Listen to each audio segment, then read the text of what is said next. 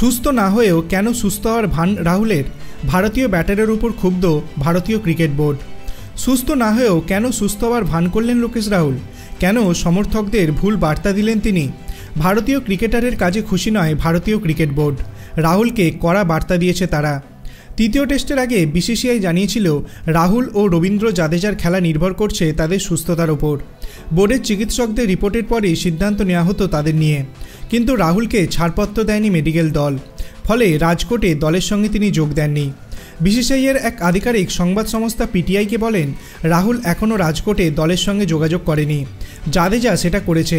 এর থেকেই স্পষ্ট যে মেডিকেল দল রাহুলের সুস্থতা নিয়ে এখনও নিশ্চিন্ত হতে পারছে না। রাহুল 90% সুস্থ। এই অবস্থায় ওকে মাঠে নামার অনুমতি দেয়া যাবে না। এদিকে সোমবার নেটে ব্যাট করার ছবি সমাজ মাধ্যমে দিয়েছিলেন রাহুল। সেটা দেখে অনেকের মনে হয়েছিল রাহুল হয়তো তৃতীয় টেস্টে খেলবেন। তারপরে জানা গিয়েছে রাহুল পুরো সুস্থ নন। রাহুলের এই কাজে ক্ষুব্ধ বোর্ড।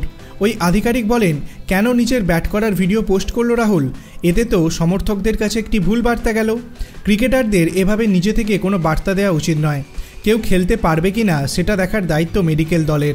আর যদি মেডিকেল দল জানতো যে রাহুল খেলতে পারবে না, তাহলে ওকে কেন প্রাথমিক দলে রাখা হলো? রাহুল না থাকায় তৃতীয় টেস্টে ভারতীয় দলে সরফরাজ খানের সুযোগ পাওয়া প্রায় পাকা। কারণ তৃতীয় টেস্টে দলে নেই শ্রেয়াস আইয়ার, ফলে মিডিল অর্ডারে খেলতে হবে সরফরাজকে। ঘরোয়া ক্রিকেটে ধারাবাহিকভাবে রান পাওয়ার পরেও এতদিন জাতীয় দলের দরজা খুলছিল না সরফরাজের। এবার মুম্বাইয়ের ক্রিকেটারের সেই স্বপ্ন সত্যি হতে চলেছে। আপনার কি মনে হয়, কেএল রাহুলের ওই ভিডিওটি পোস্ট করা কি একদম ঠিক হয়নি? আপনার অভিমত আপনি কমেন্ট সেকশনে জানাতে পারেন। ভিডিওটি ভালো লাগলে লাইক করবেন, চ্যানেলটিকে সাবস্ক্রাইব করতে ভুলবেন না। ধন্যবাদ।